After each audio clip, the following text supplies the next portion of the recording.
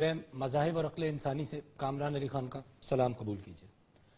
ناظرین، ہم اپنے اس پروگرام میں ڈسکس کر رہے ہیں اس انفارمیشن کو جو ہمیں حاصل ہوتی ہے مذاہب سے، اور اس انفارمیشن کو، اس معلومات کو ہم کمپیئر کر رہے ہیں ان معلومات سے جو انسان نے حاصل کی ہے اپنی عقل سے، اپنی شعور سے، اپنی ہزاروں سال کی جستجو سے۔ آبجیکٹو ہمارا بڑا سادہ سا ہے، اور وہ یہ کہ ہم ان دونوں طرح کی معلومات کو میچ کریں، میپ کریں، کمپیئر کریں، اور یہ جانیں کہ در حقیقت کوئی بھی علم، چاہے وہ عہد قدیم کا ہو یا عہد جدید کا، وہ در حقیقت خالق حقیقی کے وجود کی طرف ہی اشارہ کرتا ہے اور اسی ڈائریکشن میں ہماری رہنمائی کرتا ہے۔ ناظرین، ہم نے اپنے پچھلے دو پروگرامز میں مائنڈ اوور میٹر کی دو بنیادی انٹرنسک کوالٹیز کو ڈسکس کیا، ایک برین، دوسرا مائنڈ۔ آج ہم اسی دماغ اور ذہن کے راستے کی تیسری چیز پہ بات کریں گے، جو ہے انسانی روح۔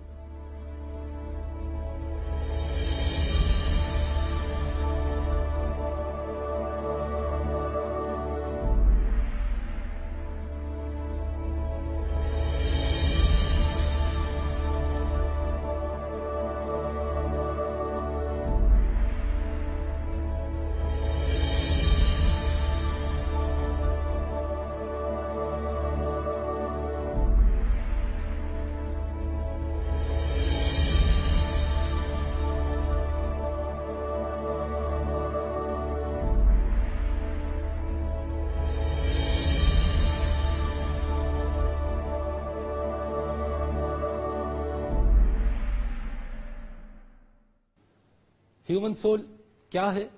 کیا انسانی روح لافانی ہے؟ کیا روح کی کوئی شکل و صورت ہے؟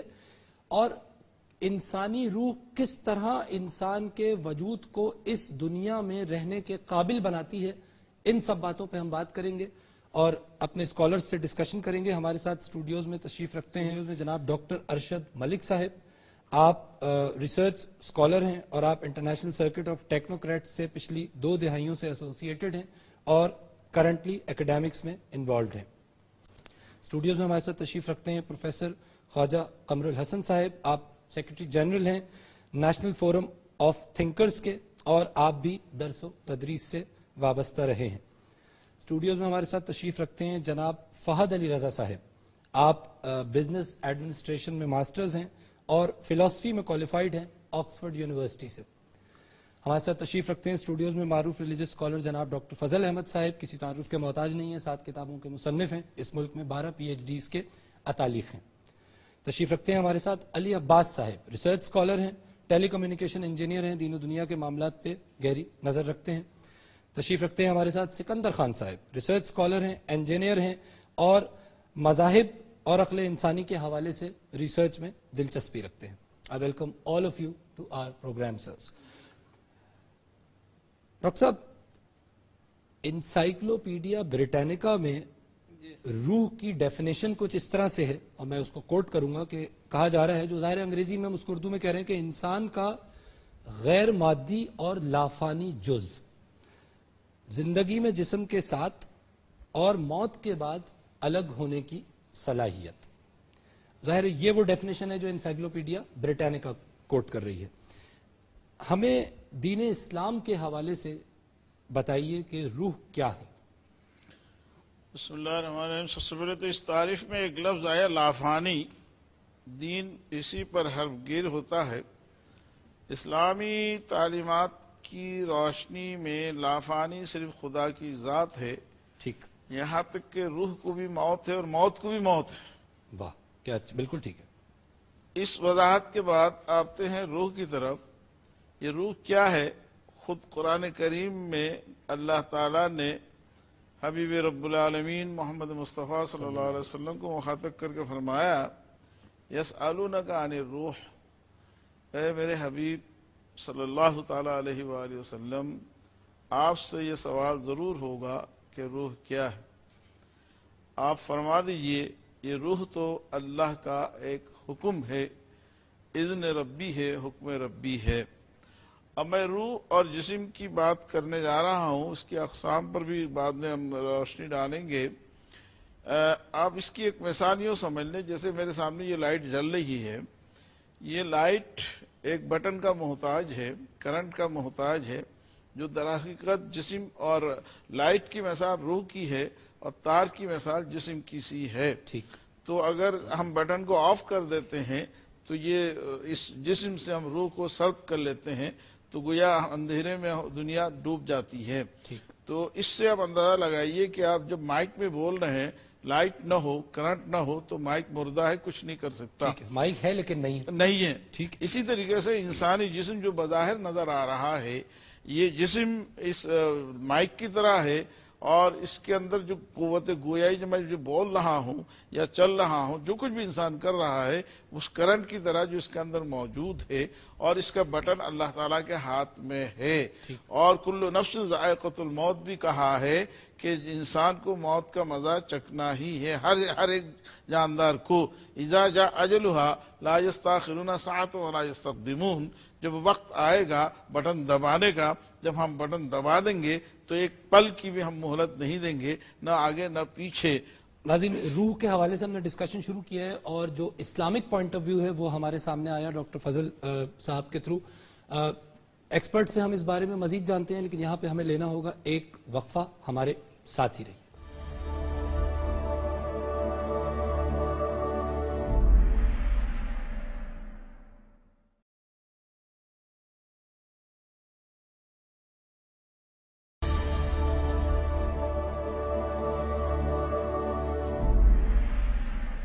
ویلکم بیک ناظرین، آپ دیکھ رہے ہیں پروگرام مذاہب اور عقل انسانی، اور ہمارا آج کا موضوع گفتگو ہے روح۔